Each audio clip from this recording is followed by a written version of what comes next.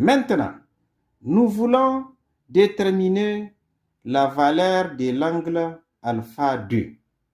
Qu'est-ce qu'il faut constater, chers élèves?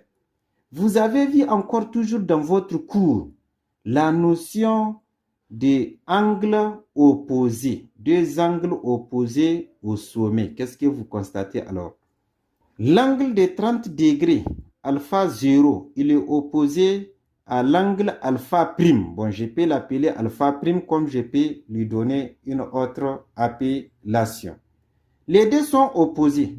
Et là, comme vous avez vu dans votre cours, lorsque deux angles sont opposés, n'est-ce pas, par rapport à un sommet, les deux vont avoir la même mesure.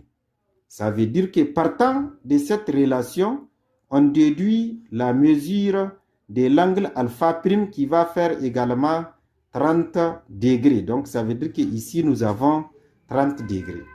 Ça, c'est une première étape. Mais n'oubliez pas que nous voulons déterminer alpha 2. Et comme c'est alpha 2, on veut déterminer, on va regarder maintenant quelle est la relation entre alpha prime et alpha 2. Si vous prenez l'angle alpha prime, c'est-à-dire de alpha prime jusqu'à alpha 2, la somme de deux angles, si vous regardez, ça vous donne votre rapporteur. Donc, ça donne les rapporteurs. Et qui dit rapporteur dit alors un angle de 180 degrés. Et si ça donne un angle de 180 degrés, ça vous donne donc la notion des angles supplémentaires qu'on vous a expliqué dans le cours. Donc, ce qui va me permettre de tirer la relation alpha prime plus alpha 2 égale à 180 degrés. Et en plus de ça, on peut retenir que comme la somme de deux donne un angle plat, bien sûr, donc c'est une autre notion importante, l'angle est plat, donc c'est un angle de 180 degrés.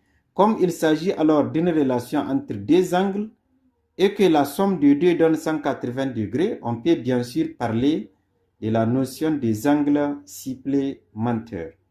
Nous connaissons déjà alpha prime. Donc on déduit alpha 2. Vous comprenez avec moi que alpha 2, ça va être 180 degrés moins alpha prime. Mais alpha prime étant 30 degrés, donc on va se retrouver avec 180 degrés moins 30 degrés. Ça va nous donner donc 150 degrés. Et voilà ce que nous pouvons dire par rapport à la mesure de l'angle alpha 2. Donc, je rappelle une fois de plus à l'ensemble des élèves